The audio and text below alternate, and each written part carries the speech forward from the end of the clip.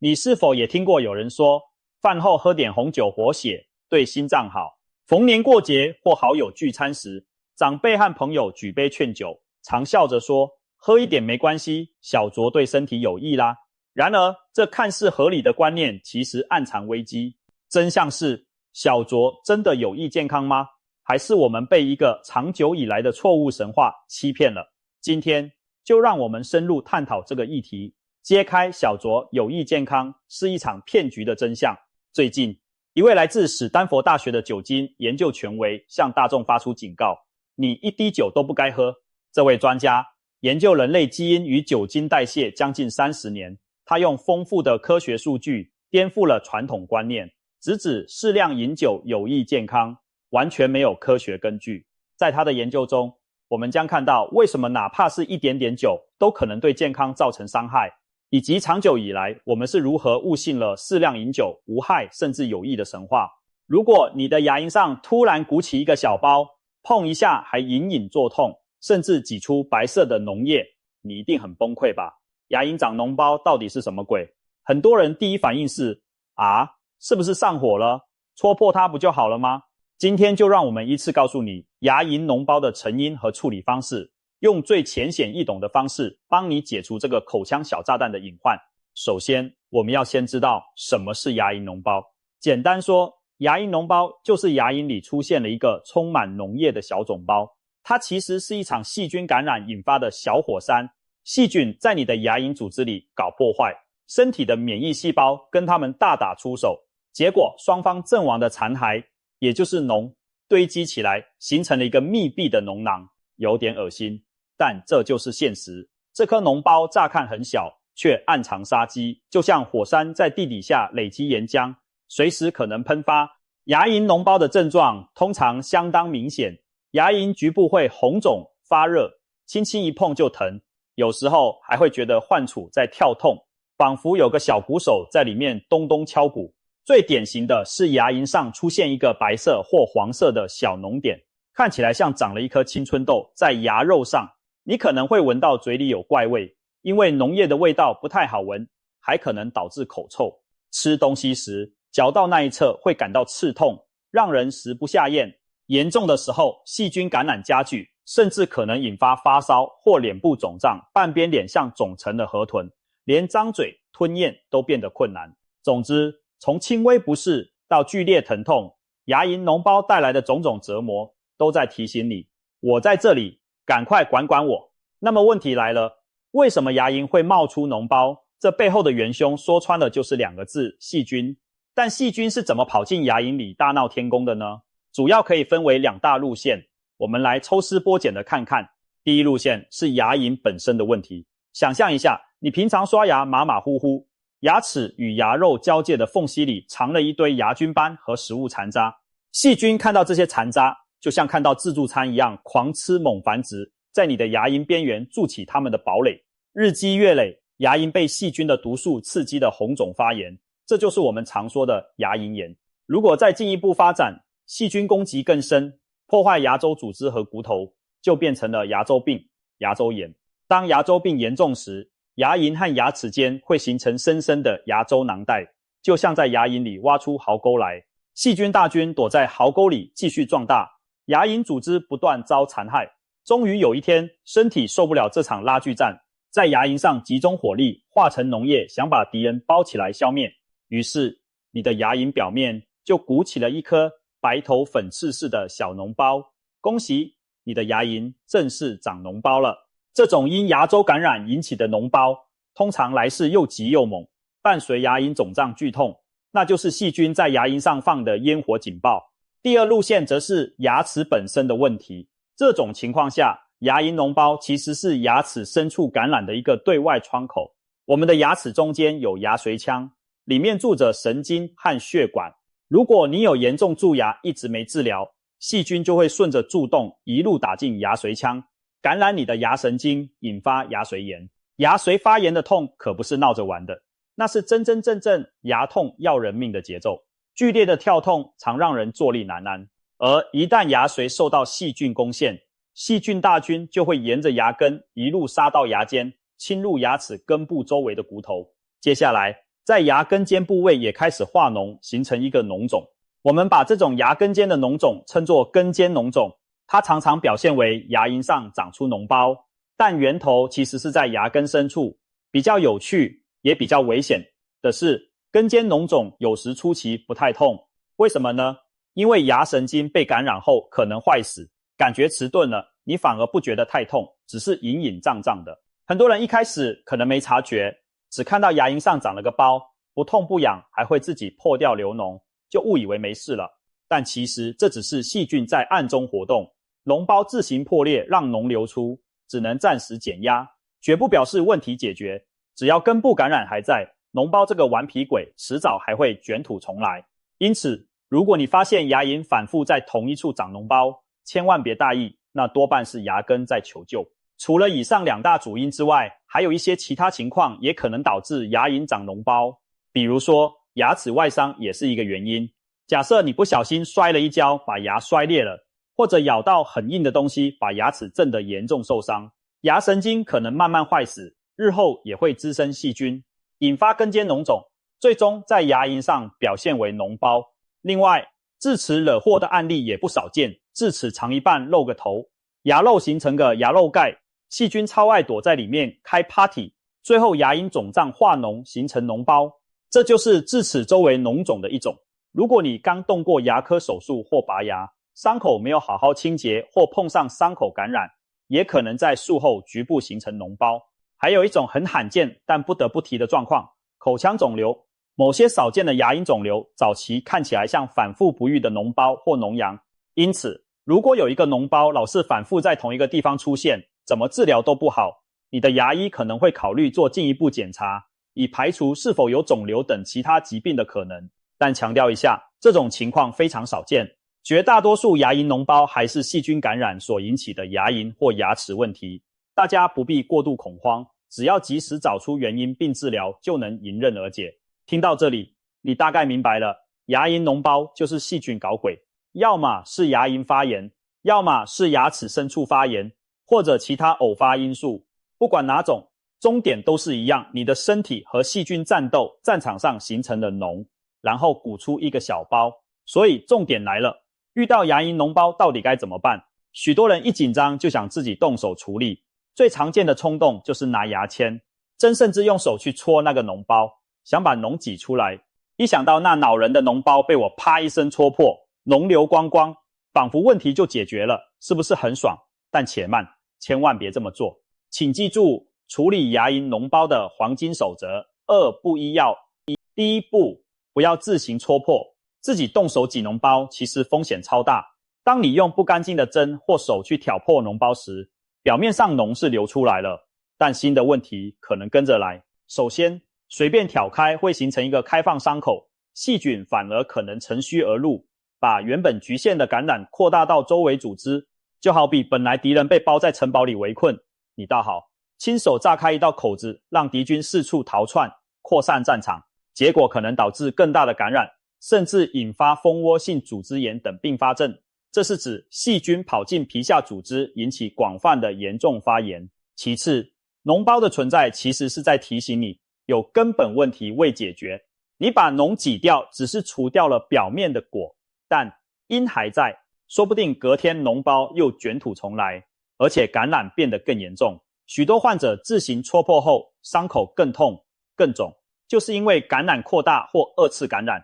所以记住，无论多心痒手痒，千万别自己戳破脓包。你身边是否有朋友一喝酒就满脸通红？有人戏称这样的人是一杯倒，甚至流传着喝酒脸红是酒量好气色好的说法。然而科学告诉我们，喝酒脸红不是好现象，而是身体拉响的警报。这种现象源于一种称为酒精不耐症的遗传特质。在亚洲，特别是东亚地区，将近一半的人口天生缺乏足够的酶去代谢酒精产生的有毒物质，因此喝酒后容易脸红、心跳加快、头痛恶心。这并非什么酒量差那么简单，而是体内基因在告诉你，毒素代谢不掉了，别再喝了。陈泽宏博士解释道，酒精不耐症其实是以全去青霉基因 ALDH2 缺陷所导致的结果。正常情况下，我们喝下酒精，也就是乙醇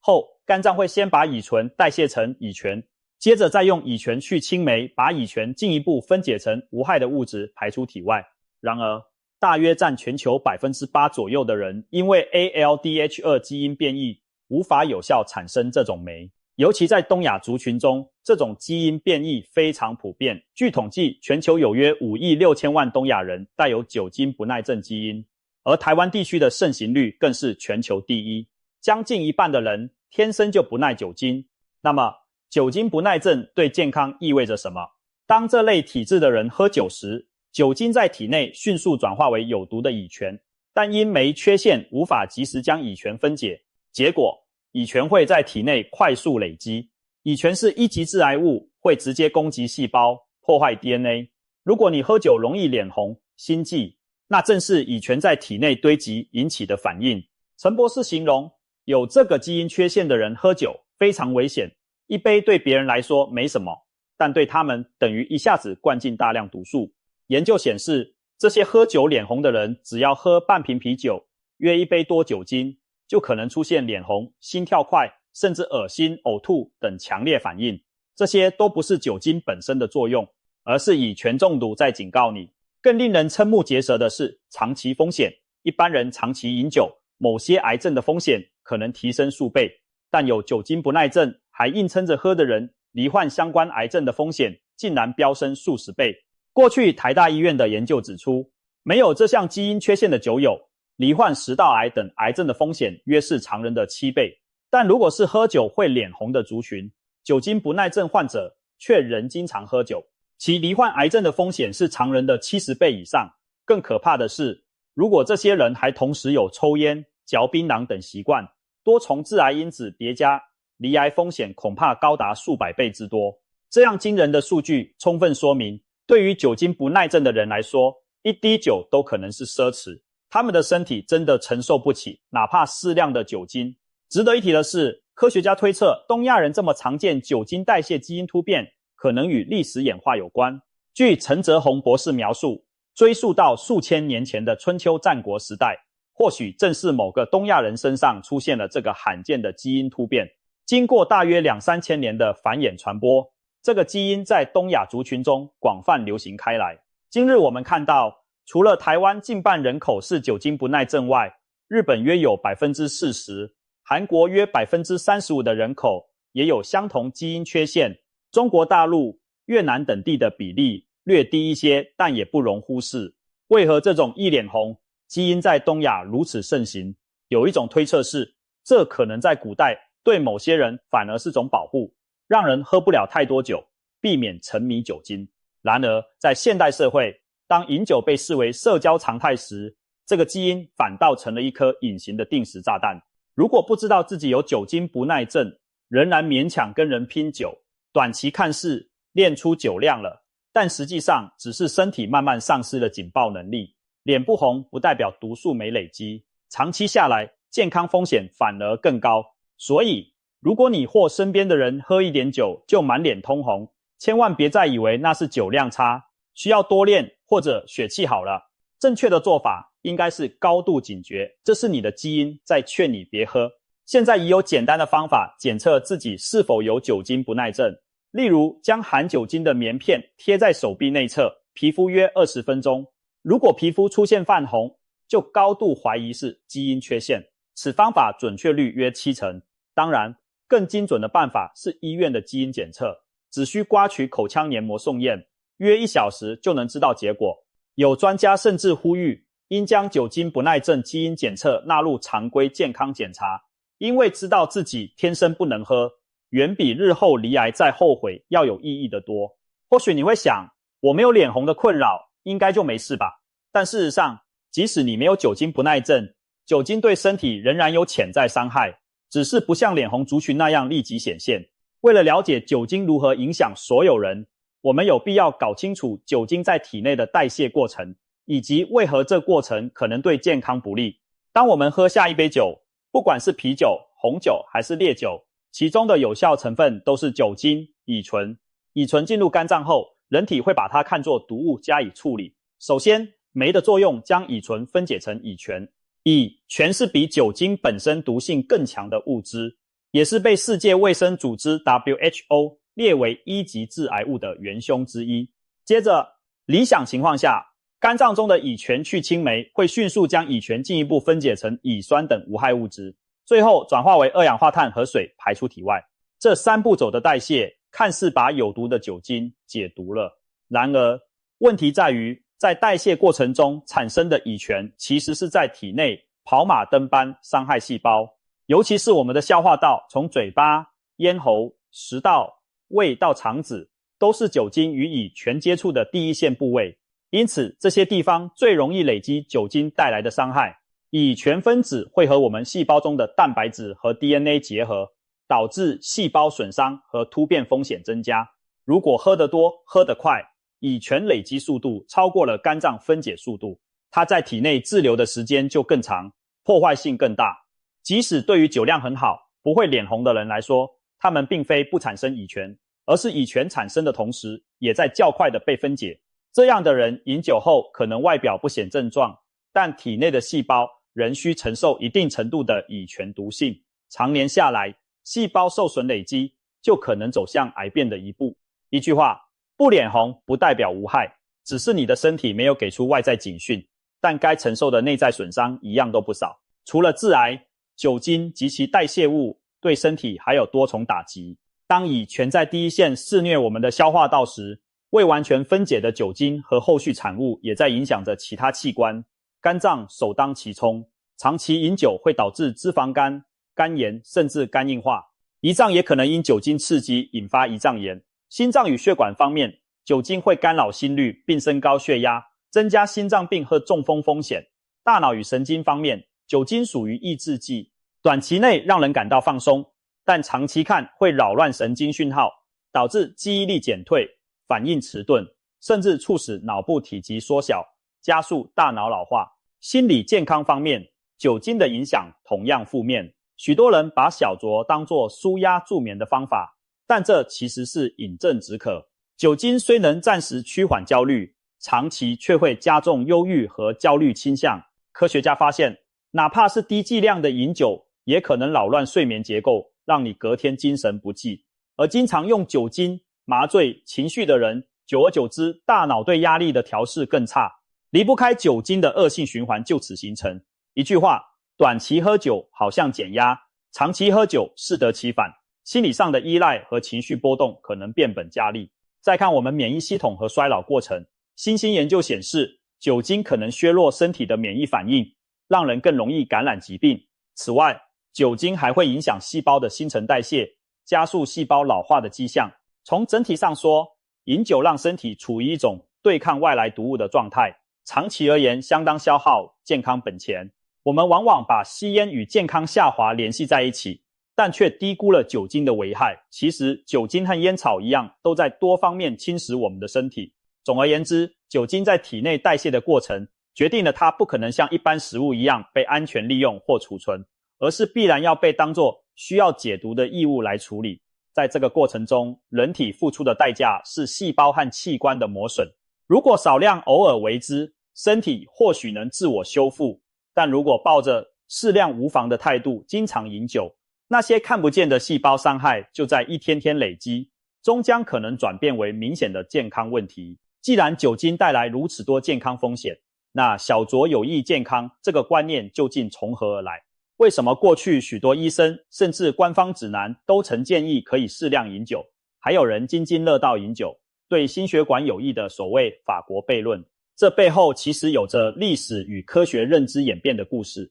故事要从20世纪后期说起。当时有一些观察性研究发现，适度饮酒的人群，心脏病发生率似乎比不喝酒的人更低。特别著名的是法国悖论。法国人饮食中充满乳酪和高油脂，理论上心血管疾病风险应该很高，但统计上法国人的冠心病率却较低。有人将此归功于法国人爱喝红酒，认为红酒中的抗氧化物质如白藜芦醇可能保护心血管。这些发现和推论在上世纪80-90年代广为流传，媒体大肆报道每天一杯红酒有益心脏，甚至不少医生也开始默许病患适量饮酒。然而现在我们回头审视那些早期研究，发现它们存在严重的偏误。首先，许多研究仅按受试者当下的饮酒情况分类，将人分为不喝酒、适量喝和大量喝三组去比较健康状况。问题在于不喝酒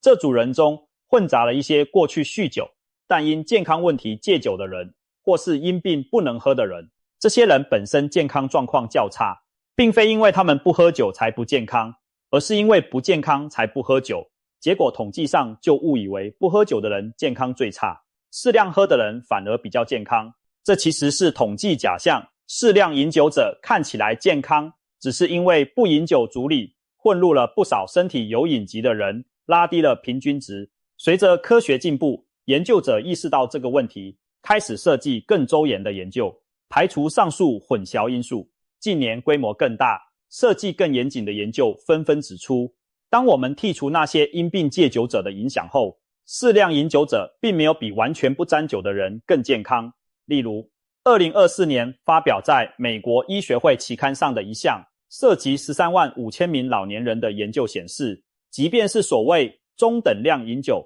每天1到2杯，其整体死亡率仍然高于不喝酒的人，特别是死于癌症和心血管疾病的风险增加明显。换句话说，小酌有益的保护效果并没有出现，反而看出了小酌带来的危害。再举一个例子，过去一些数据曾暗示饮酒者的总体中风率可能略低，但更新的研究发现，那是因为适量饮酒稍微提高了所谓好胆固醇 HDL 对心血管有一点点注意。然而这点好处完全可以通过运动或健康饮食来获得，不需要靠酒精，而且酒精同时还升高血压并造成心律不整的风险，对中风的坏处很可能抵消甚至超过了好处。因此权衡下来，医学界不再鼓励任何人透过喝酒来防心脏病，得不偿失。另外，我们不能忽视利益冲突对观念传播的影响。酒类产业在过去几十年对适量饮酒有益的宣传可谓推波助澜。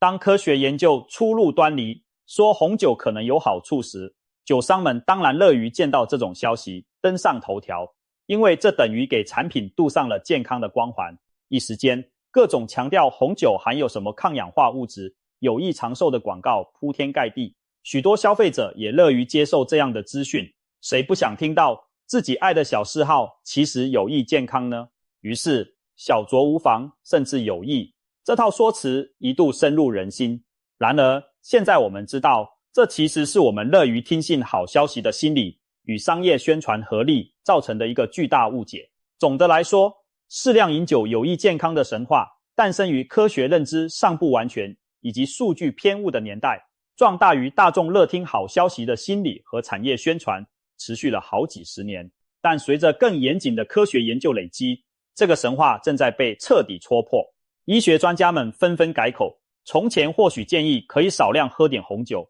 如今则强调没开始喝酒的人绝对不要为了健康去开始喝。各国的公共卫生指引也在随着新证据而调整。我们即将看到的是一场观念的大逆转。现代医学研究对酒精的态度可以用一句话来总结：没有任何安全的饮酒量。这并非危言耸听，而是越来越多权威机构和大型研究报告所传达的共识。让我们看看一些最新的研究和统计数据。癌症风险无门槛增加。美国癌症研究学会在2024年的一份报告中指出，超过 5% 的癌症病例可直接归因于饮酒，而且只要沾酒，无论多少，都会增加某些癌症的风险，尤其是消化道沿线的癌症口腔癌、咽喉癌、食道癌、结直肠癌等，和酒精摄取量几乎呈线性相关，喝得越多，风险越高。但重点是风险的增加从第一杯酒就开始了。对女性而言，酒精还会提高乳癌的风险。有统计显示，假设有100位女性完全不饮酒，其中约17人一生中可能罹患与酒精相关的癌症。但如果这100位女性每天喝1杯酒，罹癌人数增加到约19人，每天2杯酒则增加到约22人。虽然看似每多喝1杯只是额外增加几个百分点的绝对风险，却足以在整个人口层面造成相当可观的癌症病例数。而且别忘了，这里的不饮酒组本来就包含其他生活中可能致癌的因素。单就酒精本身来讲，它确实是让原本可以不得癌的人群中多出了一些癌症患者。全球死亡于酒精，根据世界卫生组织的统计，酒精每年导致超过300万人死亡，平均算起来相当于每10秒就有1人死于与酒精相关的原因。这些死亡不仅限于癌症，还包括肝硬化、胰脏炎、心血管疾病，以及酒后事故，如酒驾、车祸、暴力、自杀等诸多方面。换句话说，酒精带来的危害涉及几乎所有系统，不仅伤身，还影响社会安全与家庭幸福。在全球疾病负担的排行榜上，酒精一直是名列前茅的健康危险因子之一。不同国家指引的转变，过去很多国家的饮酒指南都采取限制每日酒量的做法。例如，美国曾建议男性一天不超过2杯，女性不超过1杯。然而，随着新证据不断涌现，一些国家开始采取更为保守的建议。2025年时，加拿大发布了全新的指南，建议所有成人每周饮酒最好不要超过2杯，把适量的上限拉得非常低，几乎等同于提倡不喝。如果与以往每日1-2杯的标准相比，这是个巨大的政策转向。此外，世界卫生组织也公开表示，没有任何一种程度的饮酒是安全的。在一些国家，立法者甚至提案要求在酒类包装上张贴类似烟盒上的健康警语，例如饮酒增加癌症风险等。陈泽宏博士也直言支持这样的做法。我们需要像对待烟草那样对待酒精。酒精确实会致癌，对东亚人尤其如此。这些举措与声明显示全球公共卫生领域正逐步修正对饮酒的态度，从过去的适量即可转变为尽量不喝。综合各方研究，可以明确地说，我们没有发现可信的健康理由去鼓励哪怕少量的饮酒，但却有大量证据显示饮酒会带来伤害。正因如此，医学专家们强调，如果一个人原本不喝酒，绝对没有理由为了什么保健目的而开始喝酒。而如果一个人已经有饮酒习惯，那就需要对自己的行为提高警觉，尽可能减少摄取酒精的频率与分量，把风险降到最低。为了方便大家记住要点，我们可以将现代科学关于饮酒的核心讯息整理如下。酒精是确定的致癌物质，没有所谓安全剂量。从第一口开始，酒精就会转化为乙醛并损害细胞。长期看，任何剂量都累积风险。喝酒脸红是警讯，不是酒量好的表现。这说明你的身体无法代谢乙醛这个毒素，请立刻停止饮酒。千万别误以为脸红是正常或可以练习改善的现象，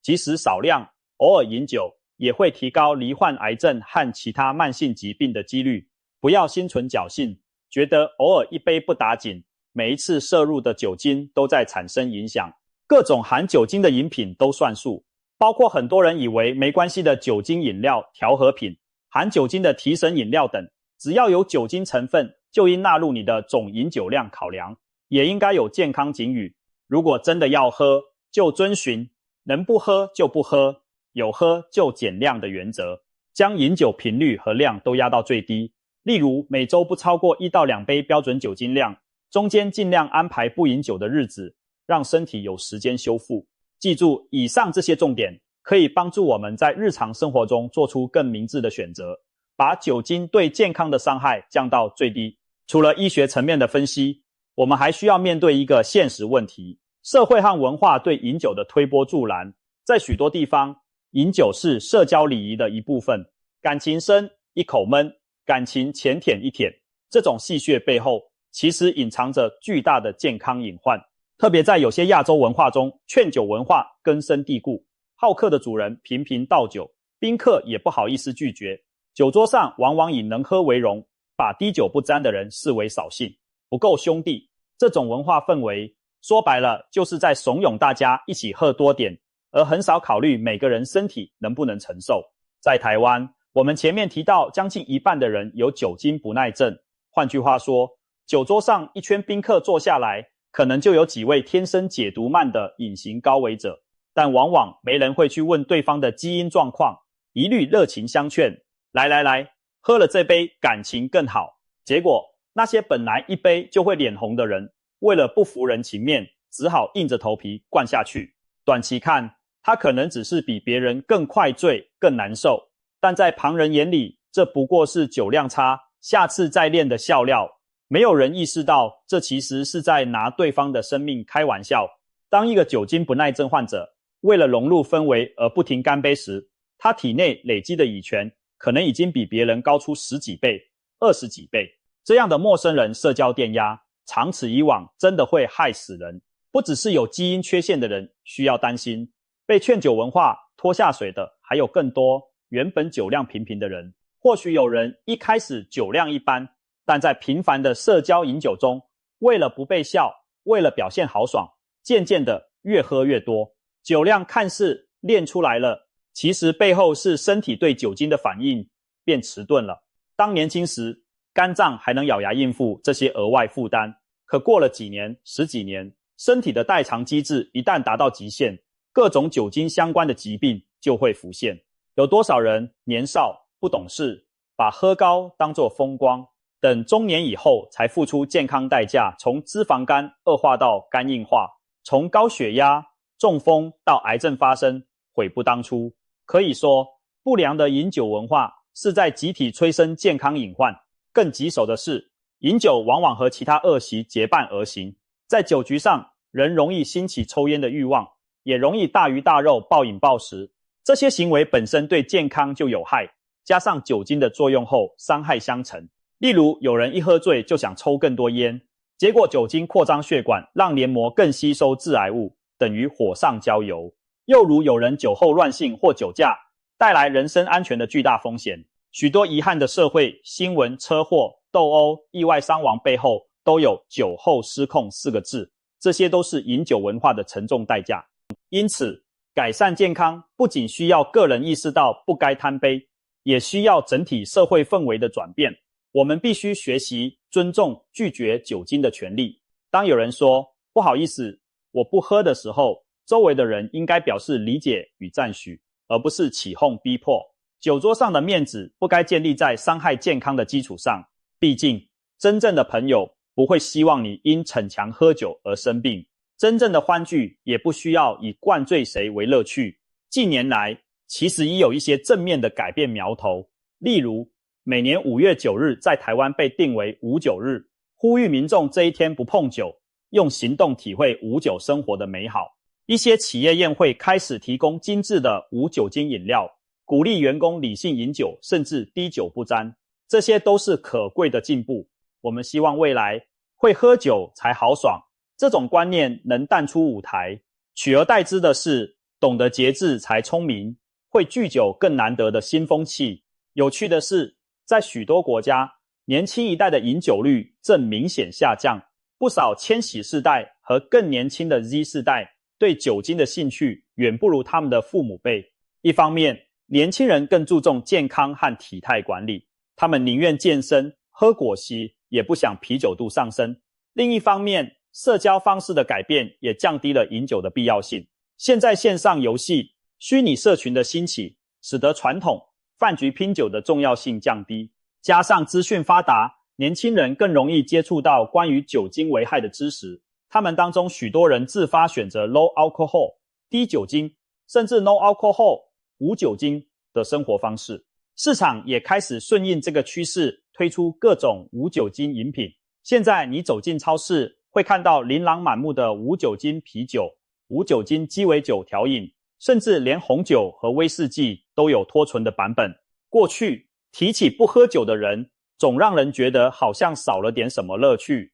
但如今不喝酒反而成了一种潮流态度的展现。聚会时拿着一瓶无酒精啤酒，一样可以畅谈欢笑。派对上来杯精心调制的无酒精莫西托，同样清爽愉快，而且第二天不会宿醉头痛。越来越多人发现，其实不靠酒精也能玩得尽兴，甚至因为全程保持清醒，能更享受交流本身的快乐。许多公众人物和运动明星也加入提倡理性饮酒甚至戒酒的行列。他们用亲身经验告诉粉丝，远离酒精之后如何感觉精力更充沛，身体状况更好，更有时间投入有意义的事。这些正面榜样无疑进一步推动了无酒生活的风潮。在社群媒体上，无酒精挑战1个月不喝酒等活动，吸引许多人参与打卡，彼此鼓励坚持。当越来越多人成为清醒一族，整个社会对不喝酒的接受度就会提高，反过来也减轻了那些其实不能喝或不想喝的人的压力。当然，这并不是要完全妖魔化饮酒，对于很多人来说，微醺的感觉确实曾带来愉悦与灵感，一杯小酒佐餐也确实是生活情调的一部分。我们所提倡的无非是更有意识的选择。当你了解了酒精的真实风险，你可以更清楚地权衡它带给你的快感是否值得。有人或许仍决定偶尔来一杯，享受那短暂的放松，但至少他是心中有数的，而不再是被错误的信息误导，天真地以为这是在养生。在新一代的价值观里，健康和清醒正变得比微醺的幻觉更酷，更值得追求。小酌有益健康，这个说法曾让无数人心安理得地举杯畅饮。然而，科学的演进为我们敲响警钟。原来我们过去深信的美好图景其实是一场误会。酒精并非健康生活的催化剂，相反，它更像是一种隐形的侵蚀者，在我们不注意时损耗着身体。经过一系列探讨，我们了解到人类对酒精的耐受度写在基因里，近半数东亚人天生缺乏代谢酒精毒素的能力，对他们而言没有安全分量这回事。但即便你并非这类体质，酒精对你也从来不是无害的。那每一口下肚的酒都在提高某些疾病的风险，都在让身体细胞多一道伤痕。所谓适量饮酒的好处，多半是统计假象，或可由其他健康习惯替代，而酒精带来的伤害却千真万确，如影随形。我们并不是要大家从此杯中滴酒不沾，谈酒色变，而是希望每个人在举杯前多一份理性和清醒，清醒地认识到酒精的危险，理性地评估自己愿意承担多少风险。如果你过去不喝酒，那么继续保持这个好习惯，就是对健康最大的善待。如果你习惯小酌，或许现在是时候重新审视这个习惯，问问自己，这杯酒下去，带给我的愉悦值得它可能暗藏的代价吗？而如果你本身酒量不佳，甚至有酒精不耐症，那更要勇敢对别人的劝酒说不，因为这其实是在保护自己的生命。还好，我们看到整个社会的观念正在转变，滴酒不沾不再等于扫兴，反而正成为新风尚。无论是出于健康、信仰，还是纯粹不喜欢，选择不喝酒的人越来越多，而且他们依然过得多彩多姿。未来，希望我们都能生活在一个这样的环境。不喝酒的人不会被勉强，喝适量酒的人也能得到正确信息去控制自己，酗酒成瘾的人则能得到帮助戒除。我们对酒精应有的态度，就像对吸烟的态度，了解真相，尊重选择，但绝不美化或鼓励。